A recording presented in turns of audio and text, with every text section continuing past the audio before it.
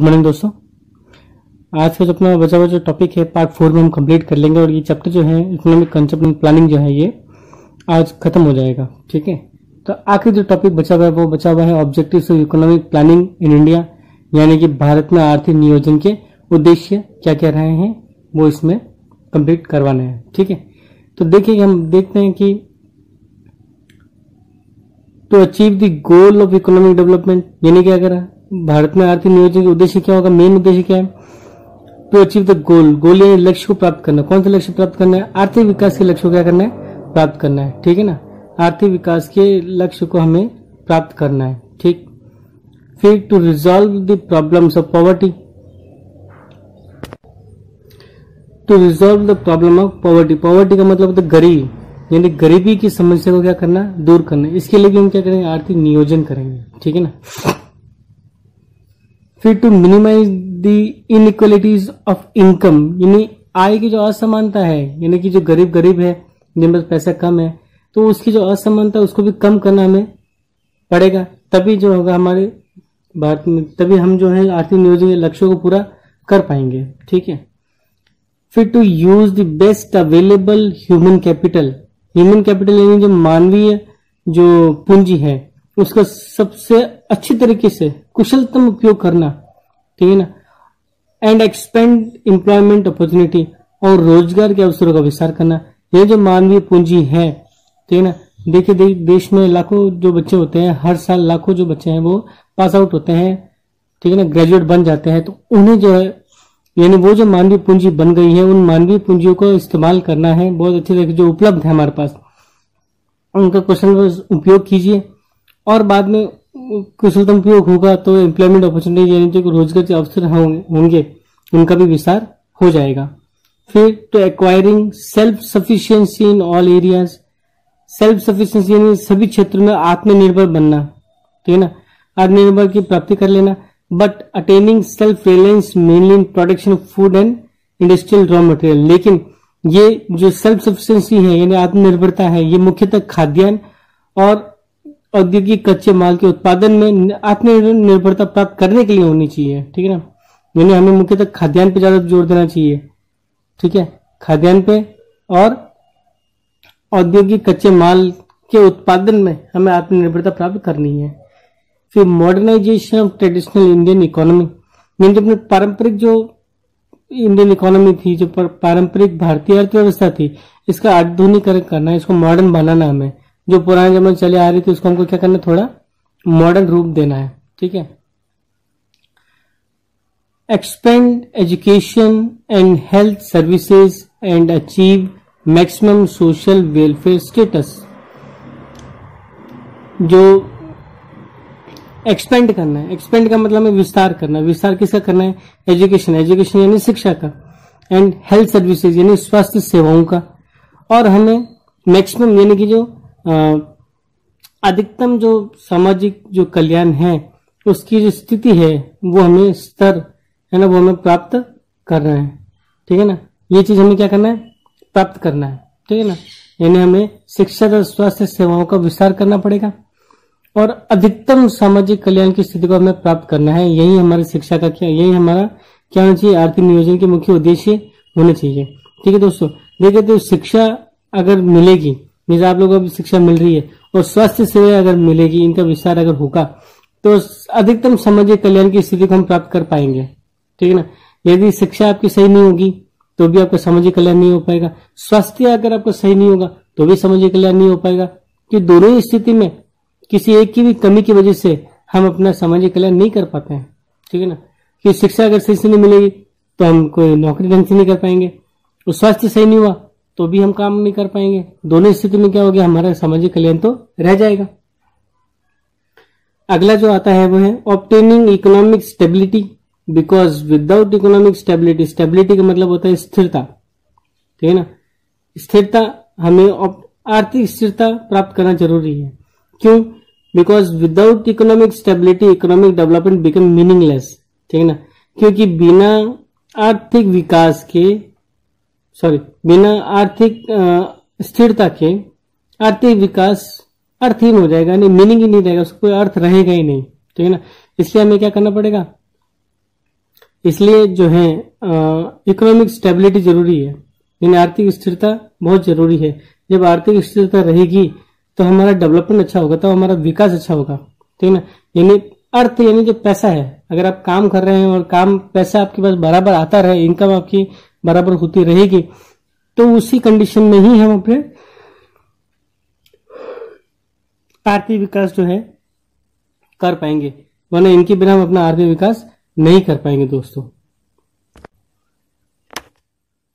ठीक, फिर देखिए termination of regional inequalities. Termination का मतलब होता है समाप्त करना, खत्म करना। किसको खत्म करना है? रीजनल यानी क्षेत्रीय, जो लोकल है, इनइक्वालिटीज यानी असमानता को हमें समाप्त करना है। इन क्षेत्रीय असमानताओं की समाप्ति करना भी हमारा आर्थिक नियोजन का मुख्य उद्देश्य होना चाहिए, ठीक है। Next topic is 5 years plan in India. तो इंडिया के अंदर यानी भारत में पंचवर्षीय योजना कैसे चलाई गई, शुरुआत कैसे हुई थी, ये हम देखेंगे इस सेक्शन के अंदर। तो देखा जाए 12 5-year प्लान जो थी वो सेटअप की गई थी, have been set up in India under the planned economic development strategy. यानी कि जो 5-year प्लान जो बनाई गई थी इंडिया के अंदर, वो आर्थिक विकास की जो रणनीति है उसके अंतर्गत बनाई गई थी।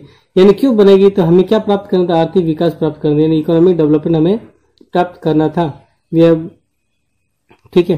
यानी अभी तक भारत में नियोजित यानी योजना के अनुसार आर्थिक विकास की रणनीति के अंतर्गत 12 पंचवर्षीय योजनाएं बनाई गई हैं, ठीक है ना।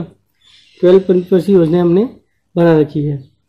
देर 3 ईयरली प्लान हमने बनाए थे। इस बीच में हमने क्या बनाया? 3 ईयरली प्लान बनाए, यानी एक साल की। पंचवर्षीय योजना बना रहे थे, लेकिन पंचवर्षीय योजना जो हमने ईयरली प्लान बनाई है, एक साल की। कुछ घटना हुई थी जिस वजह से हम नहीं कर पाए थे। ये बनाई गई 1966 से 1969 के बीच में। क्यों? क्योंकि उस समय ऐसी कंडीशन अपने सामने थी, due to the interruption in the process of planning. क्योंकि कई ऐसी स्थिति अपने सामने आ गई जिससे अपने जो प्रोसेस है, जो प्लानिंग का जो प्रोसेस, जो तरीका है, वो रुका था, इंटरप्ट हुआ था, ठीक है। क्यों हुआ था? थर्ड प्लान के बाद ही ऐसा हो गया था, because of the India Pak war, drought, price rises and loss of resources, ठीक है। इन सब इंसिडेंट्स की वजह से, इन सब घटनाओं की वजह से हमने 3 अलग अलग, एक साल की, एक वर्ष की प्लानिंग हमें करनी पड़ी।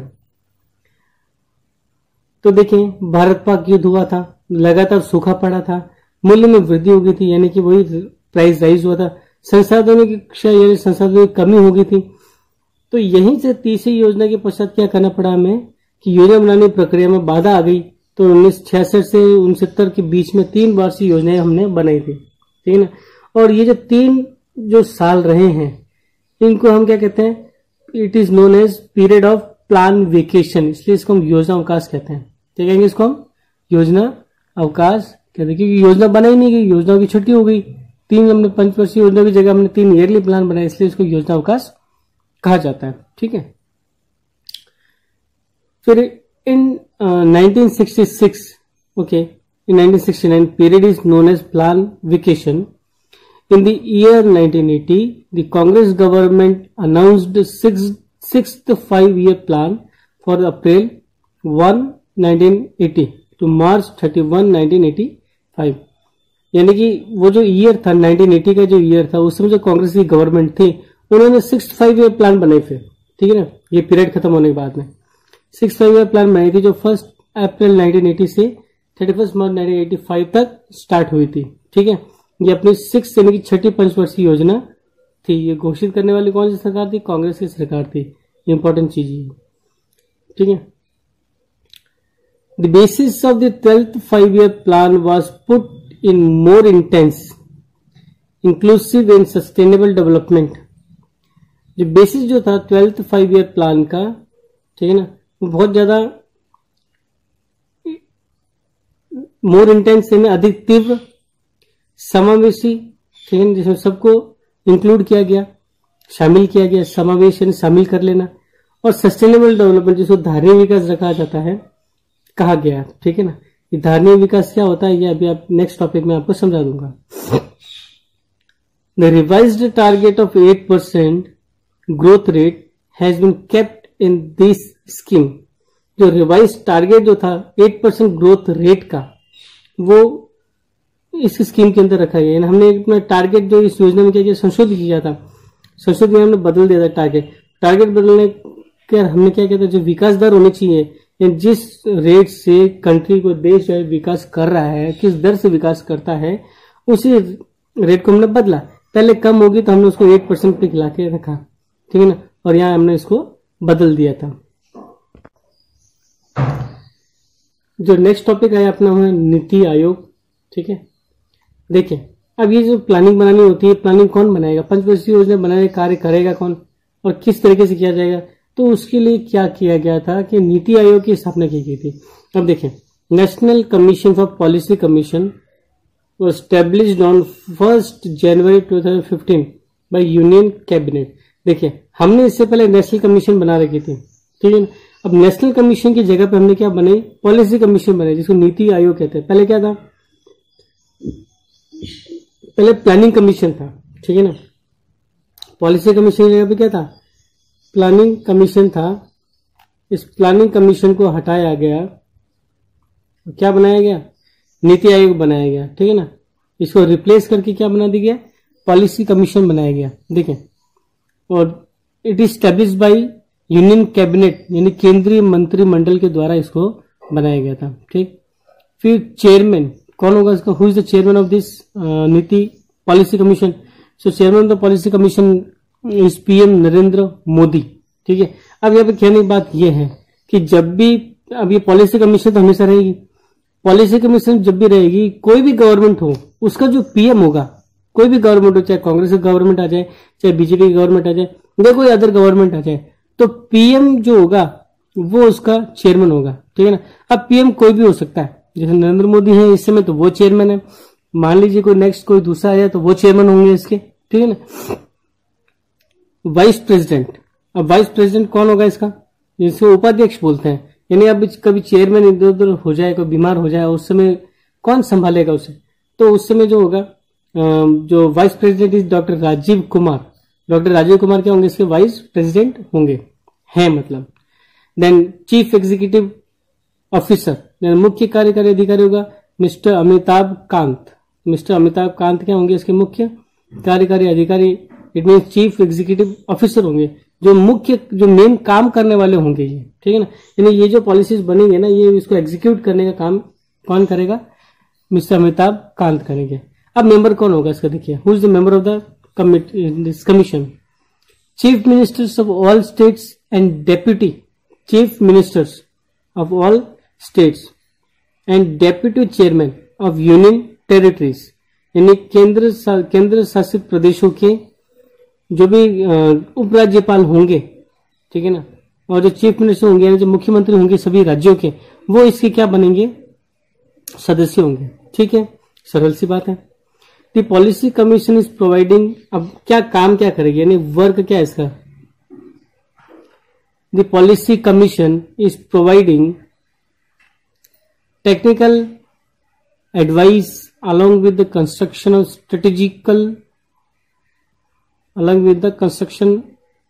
strategic and long-term policies and programs for Indian government।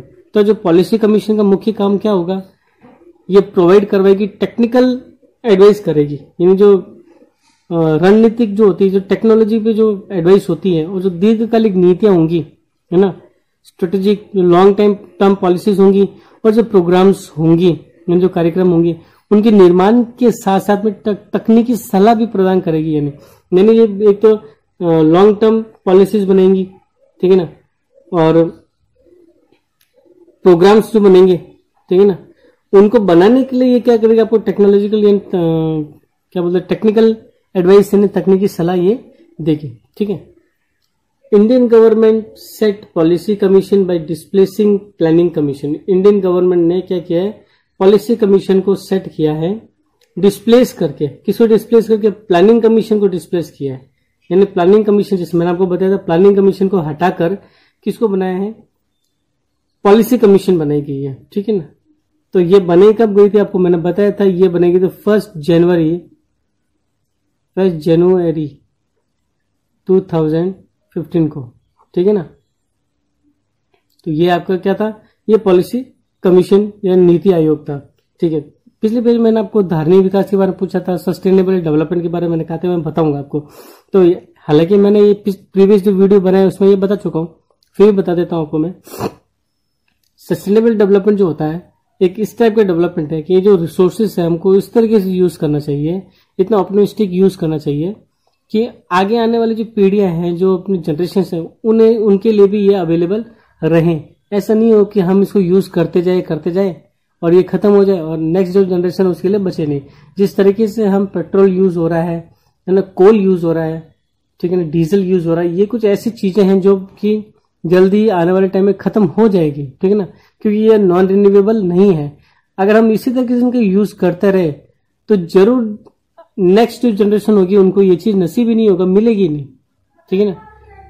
तो जुडिशियस यूज करना हमें इसका बहुत जरूरी है। इसी को हम सस्टेनेबल डेवलपमेंट या धारणीय विकास कहते हैं, ठीक है।